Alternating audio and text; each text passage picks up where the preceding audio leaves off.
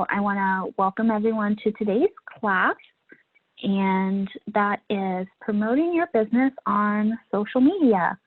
My name is Anastasia with the Plano Public Library, and we have Maggie with us today as our chat facilitator. I want to thank all of you for joining us for today's program. So today's class is going to cover promoting your business over social media, whether it is a brick and mortar store, an online business, or you are a freelance artist or writer. Please note that because of the amount of content that kind of goes into promoting yourself, we're not really going to go over the technical logistics of setting up a new account. These are more just tips and helpful guidelines to help you as you're navigating and posting on social media. I want to go over today with you guys some of the different social media platforms. We are going to cover primarily Facebook, Instagram, and Twitter, but I'll touch base a little bit on some others. We'll talk about presenting your brand. We'll go over an algorithm, what it is, and how you can kind of use it effectively, as well as posting effectively. And then we'll talk about audience engagement. All right, so there are numerous social media sites out there that serve a variety of functions, but today we are going to focus on those three big platforms I mentioned: Facebook, Twitter, and Instagram. These programs all have a massive user base, with Facebook and Instagram each boasting about 1 billion users, and Twitter roughly about 330 million. So that's a lot of potential customers. Let's kind of briefly break down some of the differences between the platforms. So first we have Facebook. It has the largest character limit of the three platforms. If you're not familiar, a character limit is the maximum number of letters, numbers, and punctuation that you can use in a post. So Facebook allows 62,206 characters, which can be really handy when you have a lot to say. Facebook also has the broadest audience with large numbers, with a large number of active users across all age groups. And unlike Instagram and Twitter, Facebook allows posting of longer videos of up to 240 minutes long. So this can really be great for reaching a wide variety of demographics. Then we have Twitter. Twitter, on the other hand, is more widely used by a younger demographic, especially by the millennial generation. And with only about 280 characters, it is good for getting your point across with short bites of information. It is an active hub for sharing thoughts and dialogue with easily explorable trending topics that can allow you to see what people are currently engaged in. The platform is especially great for artists and writers, where they can showcase their work and have active discussion while staying on top of the latest trends. So if you're a freelance artist and writer, Twitter can be a really great tool for you. And then lastly, Instagram, like Twitter, is more heavily skewed toward a younger audience and is frequently used by millennials and Generation Z. While it does have a character limit of about 2,200, its biggest focal point is showcasing images. It's a photo sharing site. This makes it a great platform for photographers, artists, and for businesses to display things like product photos. So which should you use? Personally, I recommend all three. Of course, the type of business you're trying to promote can make a difference on which platforms you use more heavily. There is a benefit to having a presence on multiple platforms. The biggest reason, and I would argue the most important, is that you have a wider audience reach. Not everyone that uses social media is active on every platform, so if you only set up an Instagram, you could miss out on being seen by the Facebook and Twitter users. You also have greater networking potential. The social aspect of these platforms means you can connect with people in your field, engage in business or industry-related groups, or even collaborate with others. As I mentioned previously, the three platforms that I mentioned before are not the only players in the game. There's just too many to cover in one class. When you have time, I recommend doing a little research into the other platforms that are out there, such as YouTube, which is a video sharing site primarily, which is great for like streamers and people that primarily do video or vlogging as their business. Reddit, which is great for having conversations and a lot more dialogue or connecting with people in your same field. TikTok, which is more short form videos. Snapchat, and LinkedIn, which is great for business networking. The first and most important step to promoting yourself on social media is to set up a business account. We're not going to go over the step-by-step of how to set up each account, but I want to go over key things that would apply to any account that you create. So first, having a business account makes you and your business look more professional. You really want that business-only account. The focus of the account or page should be your products and your services, with information that is easily accessible and not buried under a variety of personal interests. This allows you to give trusted partners or employees access to the account without needing to access any personal information or accounts that you may have, which is great if you plan to have more than one person making posts or responding to any messages you may receive. Most importantly, it allows you to keep your personal and philosophical interests and views separate for your brand. Some views can be polarizing for people. You don't want to alienate customers because you have, a controversial take on cats or whatever may be going on in the world right now. The other really important thing when you create this business account is that consistency is key. Try to make your username or your business name. If your business name is too long, try and make it a shortened version that will still make sense to the customer. Whatever name you use for one platform, try to use for all. You want to be easy to find, so having your name as your username really helps that. If a customer, maybe they see a sign, out in public and they want to, go on their phone and look up your website or look you up on Twitter or something. All right, so going along with that, you also want to have the images you use on your account to be professional and consistent. I recommend using a business logo for your user icon. That logo will help make you easily distinguishable, especially since some platforms do not make the username the most prominent item in a user's feed. So you can see here with Plano Public Library, we have our star logo here that we use for our user image. For platforms that use headers or banners, like you see here with Twitter, make sure that you are using images that are consistent with the products or services that you are selling. You don't want to have a Dallas Cowboy banner when your business has nothing to do with football. The banner that you have gives the user a quick first impression of your business when they visit your page.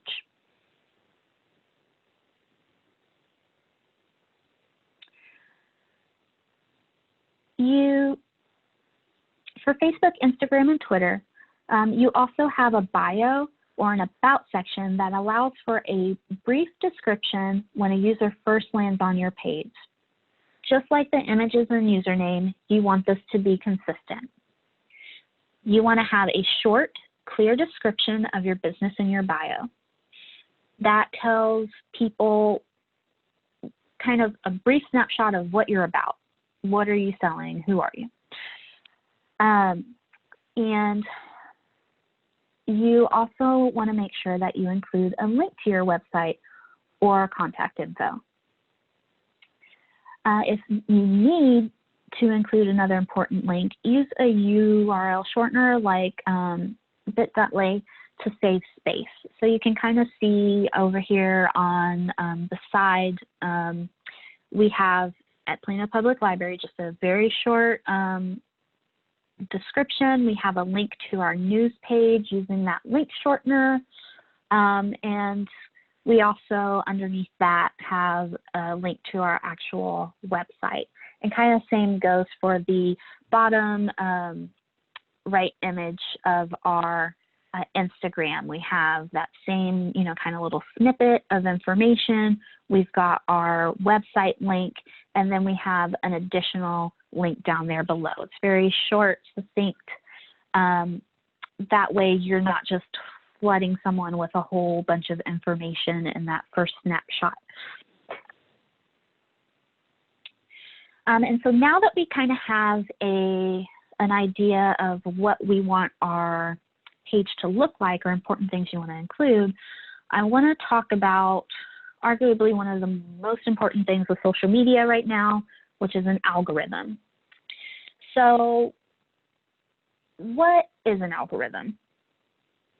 All social media sites have these, and algorithms are used to curate user feeds, and it is important to know kind of how they work when you start posting. So kind of a short way to put it, an algorithm is a way of sorting posts on a user's feed in order of what the program finds most relevant to that user rather than showing the newest posts first. What algorithms do is they pull what they deduce you want to see first based on things like tags and keywords you use or search, people that you have friended, accounts you engage with more frequently, and even videos that you watch often. Kind of a common misconception that people have about algorithms is that they just don't show your posts at all.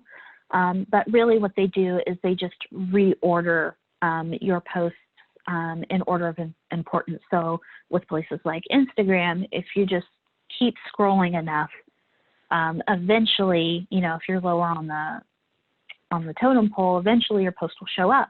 But we want to be higher up on that priority list. So we'll talk about how to use these algorithms to your advantage. A lot of different things feed into algorithms, and each platform's algorithm is coded differently, but there are 4 major ways that affect how they all show content. The first is regular activity. The algorithm rewards people who post regularly, so the person that is posting multiple times in a week is more likely to be seen first than someone who posts only about once a month. If you're not posting regularly, you're not really considered an active user. So kind of keep that in mind, and we'll talk a little bit more about posting frequency in a bit. The next thing is user comments, likes, and shares. The more users engage with your post, the more likely you are to show up at the top of their feed. So you want to create posts that make people want to, like or leave a comment and engage. Next, we have effective use of keywords or hashtags. Some platforms like Instagram track keywords and hashtags that a user tends to engage with and is more likely to put posts within those topics at the top of the feed. And then lastly, there's something called original content or native videos. This is especially big on a platform like Facebook, where Facebook rewards users who upload videos directly to their site versus posting a video link from another site like YouTube. They really want you to put that content directly on their platform.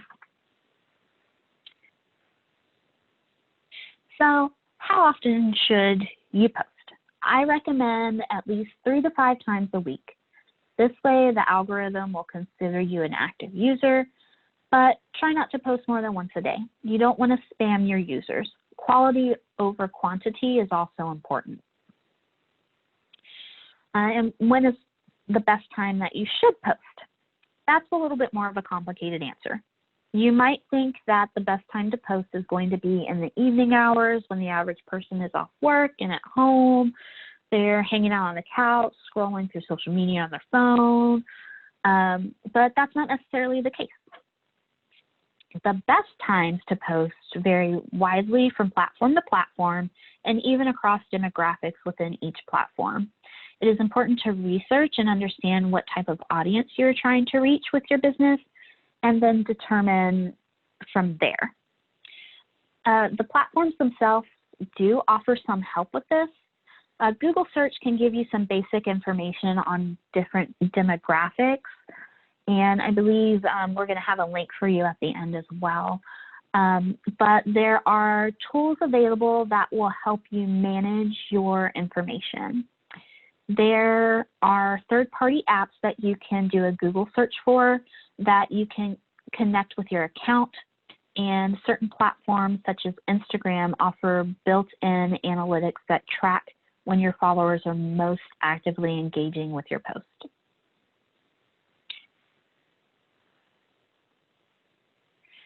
So when and how often to post is only about half the battle.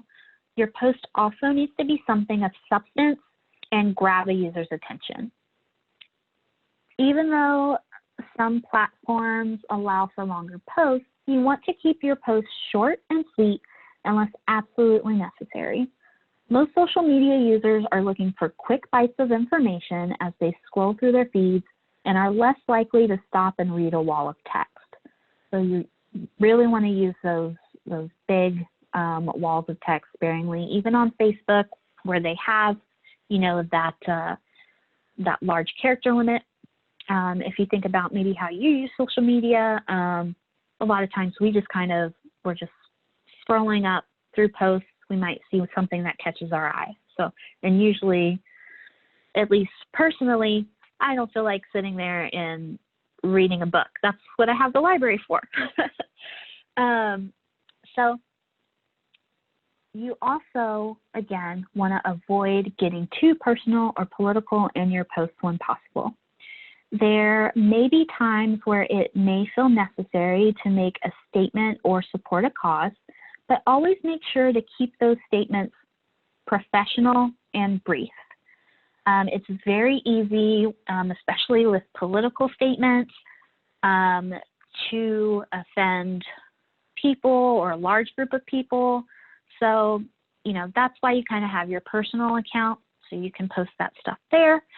And, this is your business. You want to maximize the number of customers that you have. So you really want to avoid, polarizing your base, your customer base.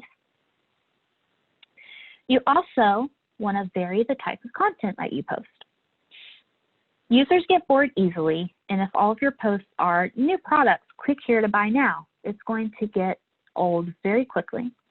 Not to mention, if that is all you're posting, it can be considered spam after a point. And you don't want to be considered spam because then at that point, your posts are probably not going to be showing up in people's feeds.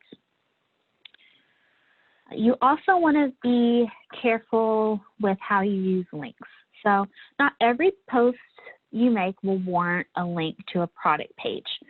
Definitely, you're selling a product and you want people to go to your website or contact you about freelance work. But at the same time with social media, you also want to seem kind of approachable and relatable in some ways. And so the link to your website should always be prominent in your profile. So if they want to go to your website, that's always there. But consider the type of post that you plan to make when you're including a link. And absolutely do not do any link-only posts where all you do is post a link and you don't have any other sort of text with it. Those are definitely considered spam. But places where you definitely would like to use links or things like you're posting product information, maybe you have new products that you're showcasing, or you have a sale going on, you want to, put a link up to your website, or you're doing like some sort of special promotion. Those are all great times to use a link. But if you're just doing kind of like a regular engagement post where you're like, hey guys, send pictures of your pets wearing our premium pet collars, that type of post wouldn't warrant a link. And lastly, you want to experiment with what grabs your audience. Depending on your product and your demographics, you are trying to reach you are trying to use certain types of posts to get more engagement, and that can vary across different demographics. So sometimes what works for, say, me and my business isn't going to work for you and your business.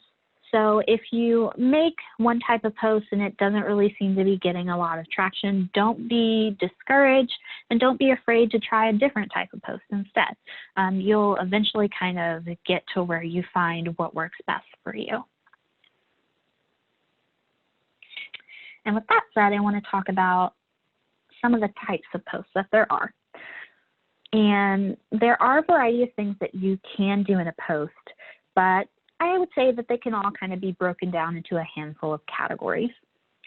So first, you have your text posts.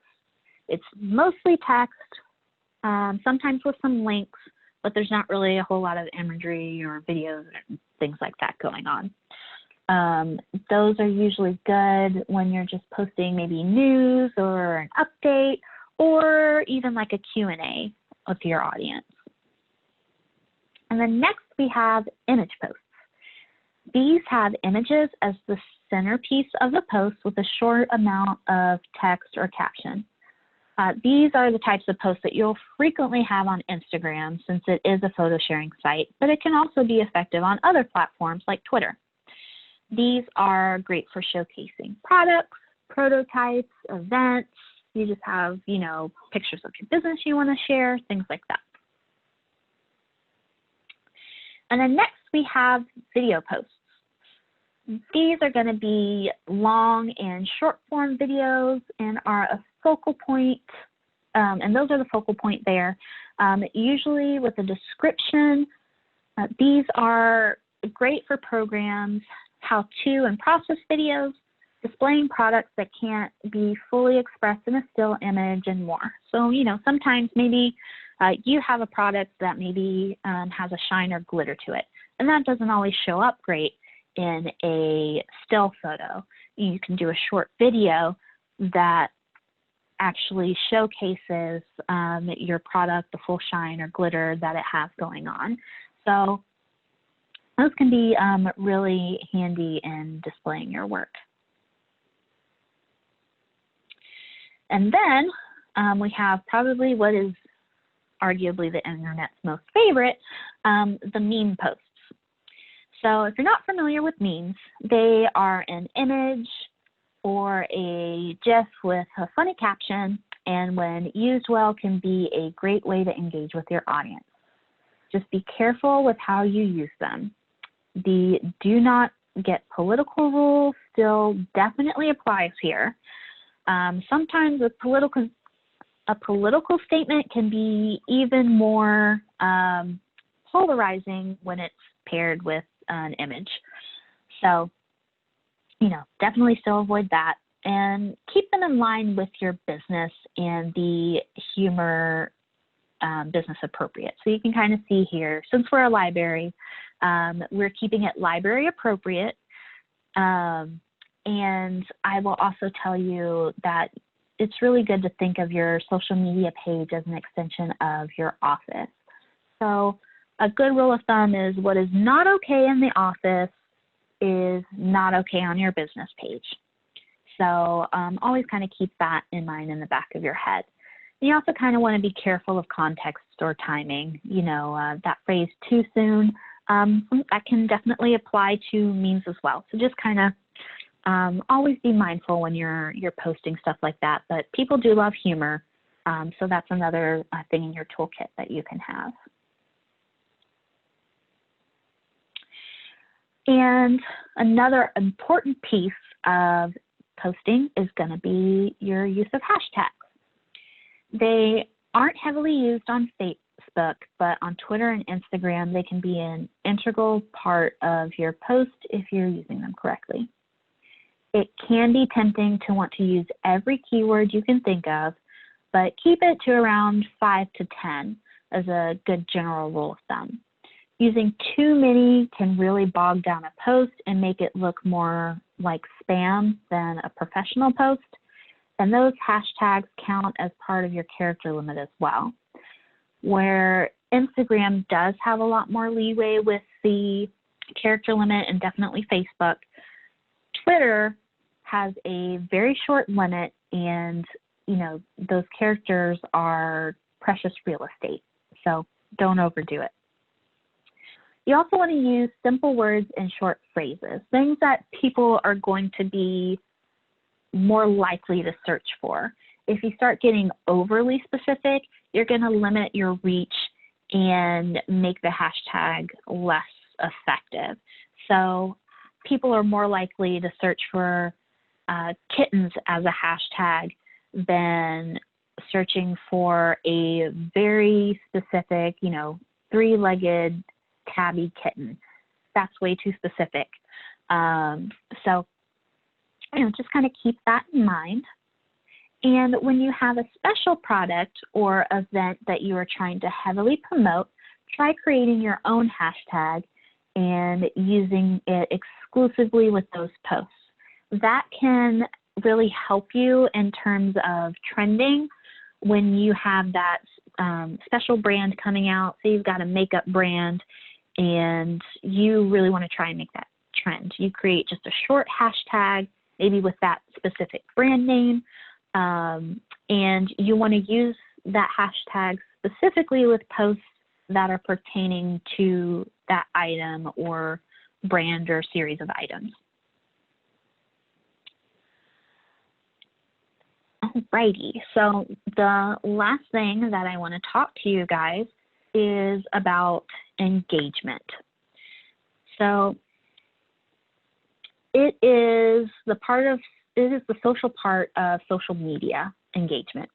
If you are an active user on social media, then you're probably already familiar with the ways that people engage, and how people engage with your posts can boost how often your posts will be seen. But I'll go ahead and break these down real quickly for you guys. So first we have likes, a quick and probably the most frequent way a user will engage with your posts. So that's those thumbs up or those hearts, depending on what platform that you're on. Certain platforms like Twitter will show posts that your friends have liked on your feed. So likes can be, very important. Shares are when a user shares a post someone makes on their own page, which will then appear on their friends' feeds. And then that kind of balloons out, their friends see it, and then maybe some of their friends decide to share it, and then it starts, kind of spreading out like a spider web in the network. And then you have views, the number of times that a user has watched a video or seen a post. That can also play well into the algorithm, especially on places like video sharing sites like YouTube. But even on places like Facebook, Instagram, and Twitter, the more a post is viewed by the community, then the more it starts to trend upward, and you'll start seeing that appear higher up in the feeds. Lastly, comments, and that's people taking the time to leave a message on a post or reply to other user messages.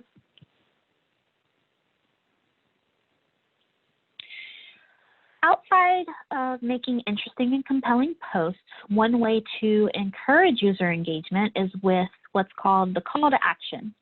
In short, this is a post that tells your audience what to do, and some of the simplest can be the most effective. Polls, for example, are a great way to engage an audience. Things like, vote and let me know what you would like to see next, encourages your audience to participate and can make them feel like they are part of your process. You also want to ask questions. Invite them to tell you what your favorite product is or how they like to use your products. That will also get them talking and having a conversation, which is great for you because the more people comment on your posts, then the more that feeds into that algorithm. You can also invite people to post pictures of themselves using your products. People love sharing pictures of themselves, their pets, or their lives. So this is another great way to really get people involved with your page. And plus, it's also a great way for other people to see your products in use versus just, a nice, pretty professional photograph that you might have on your website or where have you.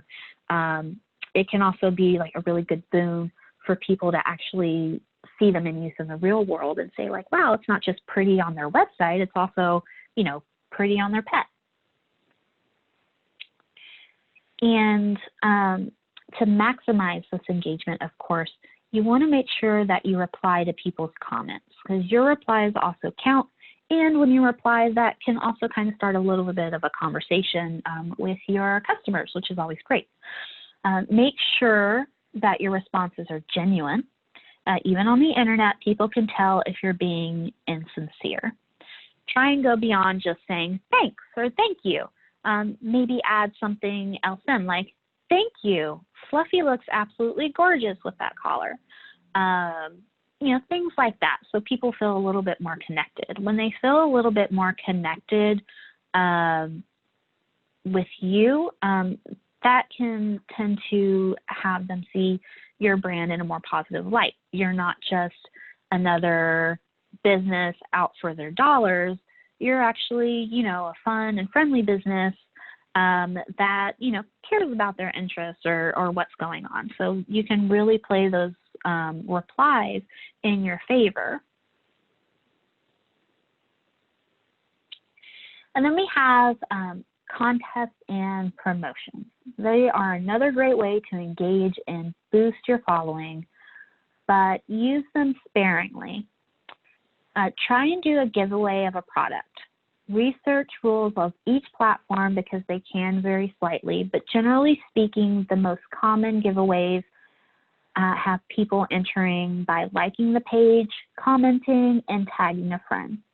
So Facebook isn't too big on having you say, share this post to enter in this giveaway, but they're perfectly fine if you have someone like your Facebook page and then leave a comment to the post, maybe, again, doing that call to action.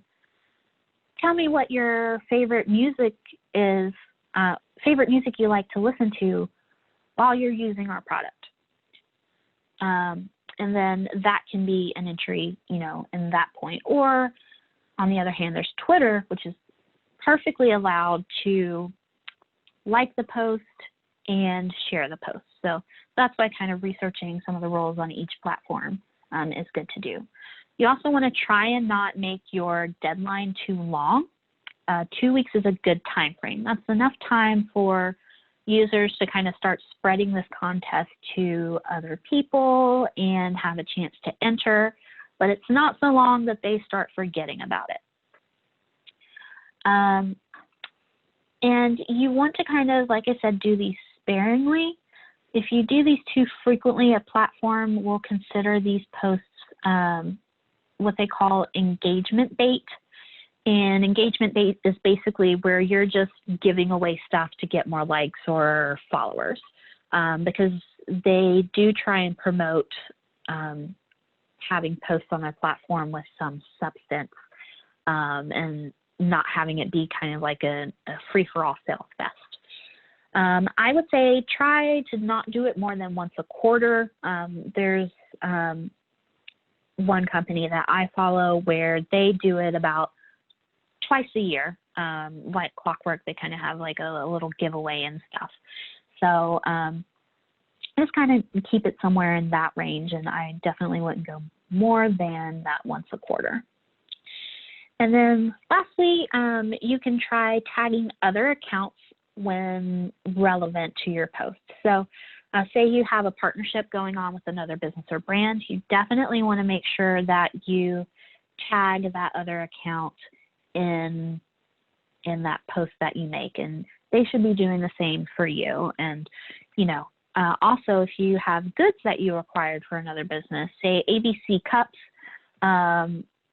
got you these awesome cups that now have your brand name on them. That's a good opportunity for you to, tag that business.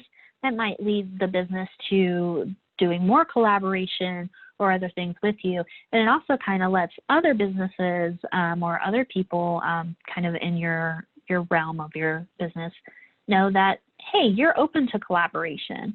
And it also helps people that follow other companies that might not follow you yet. When you kind of have that mutual tagging going on, they're like, oh, I haven't heard of, ABC Pet Collars. Let me go over there and see what they're about. All right. So before we kind of dive into some of our resources here, I kind of wanted to open it up and see if we have any questions that you would like me to answer for you guys. Yeah, just I have one question I would like to ask of you, Anastasia. So I don't want to dive into the particulars of a specific industry, but say perhaps you are a writer and your work is all about the written word. Would you recommend doing little teasers on social media and then send them via links to blogs and websites so you don't bombard people with any lengthy posts? Yes, that's a great question. So that's exactly what you would do. So on Twitter, for example, you might just do a post like, hey, like the next chapter of say you have something you're putting out as a serial. Next chapter is up. You might have like a quick little blurb and then have the link to your blog or wherever you're writing. And that's a good way to kind of promote that. And that also kind of helps followers keep engaged. If they're not just like watching your blog like a hawk, they'll know I can follow that Twitter account and they're going to make a post whenever they put the next chapter up.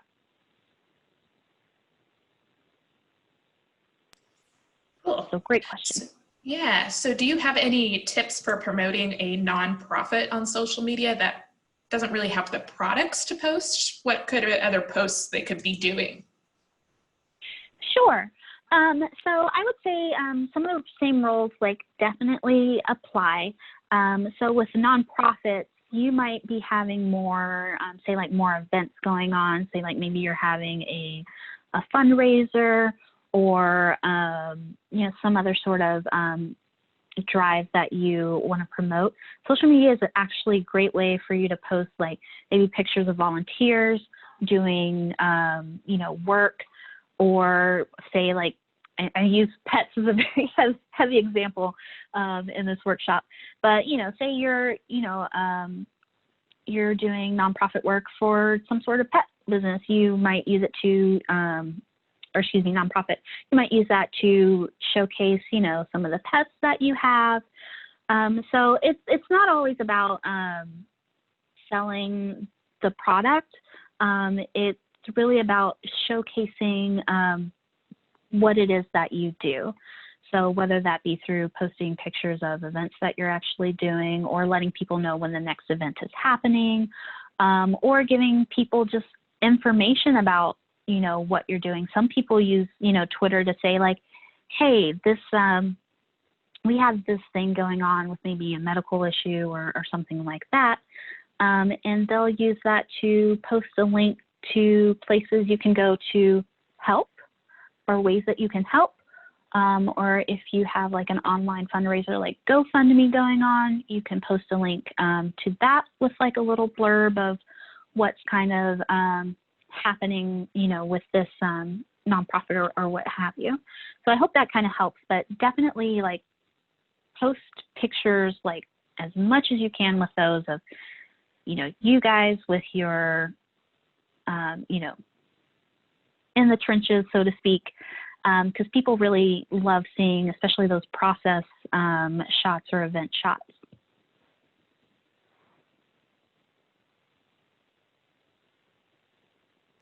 All right, and one more question for you. Do you have any tips about posting using Instagram or Facebook stories? Any tips that you've come across while you're doing your research for today's class? Sure. So stories, I know we really didn't talk about them, but they're also like a really great way to quickly engage with your audience. So a lot of people might use them just to make like a short little video of what might be going on. So, you know, if you're using it for business purposes, maybe you just use like a quick story video to just showcase like, hey, this is what we're working on today. Here's what it looks like mid-process.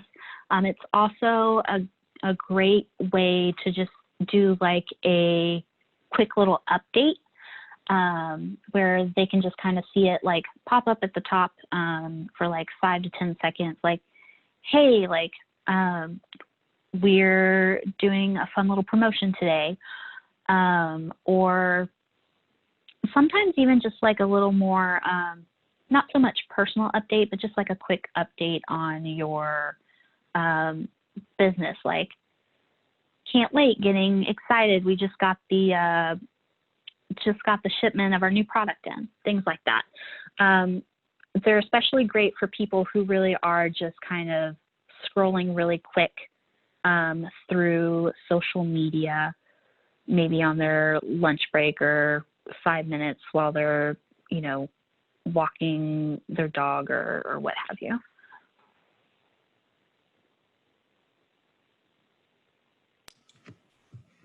Well, in addition to that, you know, more and more of us are getting into the Facebook Live funness during this pandemic. So do you have any tips of getting over the fear factor of putting yourself out there live for the world to see? Yes. So the first thing I would recommend is maybe try doing it with your friends and family first, maybe on your personal page, because kind of building up, getting used to it really helps, I feel, with that aspect of public speaking. So with me, for example, I used to always be very terrified of doing any sort of speech in front of people or any sort of public speaking. But I realized that I really wanted to connect with other people beyond, you know, my immediate family or my close friend group. So I started practicing, actually it's a little nerdy, I started practicing doing like D&D, and that got me more comfortable because I was doing a lot more speaking for people with probably like a little bit less judgment, and that was a nice stepping stone for me to then kind of get out there and start doing more speaking with strangers at public speaking with strangers at work, and then later on with like the public, like we're doing now. So that would be my kind of first tip. My second tip, I would say, is maybe try and find like a mantra for yourself, or kind of try and like build yourself up a little bit first.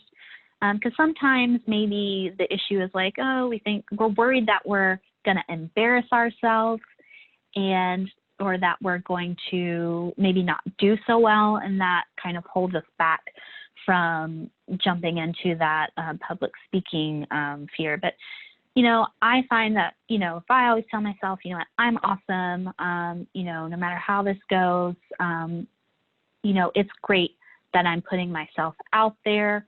The worst that can really happen is that someone just doesn't like the content that I'm going over. And I think that's also kind of helped me build a little bit more confidence to do kind of the live things.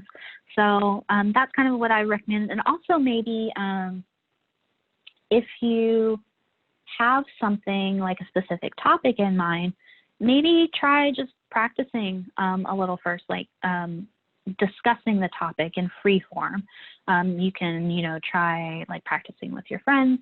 You can try practicing with, just yourself in the mirror, so that you can kind of just get more used to talking about specific topics without feeling like you need to check on notes or have like things like that in front of you. So those are kind of things that I would recommend that have kind of helped me. So I hope maybe that's helpful for you. But definitely, it's definitely okay. I encourage you to, get out there, do your thing as we're more digital, in these difficult times. You'll actually find too that there are a lot more people out there on the internet that will probably support what you're doing than there are negative people. I know sometimes the negative voices can sound louder and of course, sometimes be more hurtful, but there's actually a lot of amazing and supportive people out there on the internet. So, just, practice, and I'd say go for it. Yeah, there is a benefit to doing those Facebook Live and Zoom classes is that you're able to engage with your users right then and there. You get their feedback and you get to engage. When you're recording something beforehand, you're not working with that engagement. It can be a little bit tricky, but Facebook Live is fun because you get to do that back and forth with your users. Absolutely. I think it kind of gives me like a little bit of a rush sometimes. Because after I get over that initial fear, like, oh, I hope I don't suck, it's just really fun to kind of have that connection. And a lot of your followers will also probably appreciate having that more personal connection, because when you're live, you're kind of just, you're kind of speaking off the cuff. And a lot of them will probably appreciate that. That's all the questions that I see right now. So if you want to tell everybody about our awesome library resources, we can dive into that. All right, perfect. So a big one that I always recommend, no matter what the topic is, because honestly, they cover so many topics, is going to be lynda.com. So if you have a library card with us, you have access to lynda.com, which you can get through on our website, planolibrary.org, if you go to the Research and Learn tab. So lynda.com has a lot of great courses across a wide variety of topics, and they actually have a wealth of courses and classes around social media marketing. And so I kind of picked a few here that I thought would be good starters if you're just getting into marketing for social media. The first one is a learning path, which is actually like several videos that they've curated and put together, and it's called Become a Social Media Marketer. And so it has a lot of great videos in there that you can watch to get a lot of different tips and tricks. And then also you have Social Media Marketing Foundations by Brian Honigman, and then Social Media Marketing Tips by Carlos Gill. There is literally hours upon hours of videos just around social media marketing, so I definitely recommend checking lynda.com and checking some of those classes out. I wish I had the time to go over so many more like nitty gritties of social media. I love using social media for my own personal business needs. So I really hope you guys can really do like a deep dive there, and that it really helps you be successful. And then the other thing that we have is Book a Librarian, and you can also get to that form through our website. I recommend Book a Librarian if you're maybe kind of new to social media and kind of how to navigate and how that works. You can, put in what your request is. So say, I want to learn how to post make new posts on Twitter or Instagram or Facebook or where have you. You can get connected with a librarian where you have one-on-one time, and they can kind of help show you, like, yeah, this is how you set up an account. This is how you create your first post, and kind of get you started with a nice jumping off point.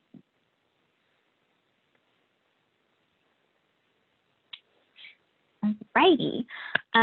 So I really want to thank everyone again for attending our program. It's really been a pleasure to share this information with all of you guys. And again, we have our website here as well as our blog, which has a lot of great information on it as well, and a lot of little series that they put up. So feel free to check that out as well. I hope everyone has a wonderful day. I do believe that Maggie had some links that she was going to share. And then also we should be sending out a copy of the PowerPoint to attendees as well. That way you guys can have that to look at in the future too. We're getting a lot of thank yous in the chat, Anastasia, so thank you for this class. Yeah, thanks. And yeah, I think we'll be here for a couple more minutes, and then, you know, I hope everyone has a great day.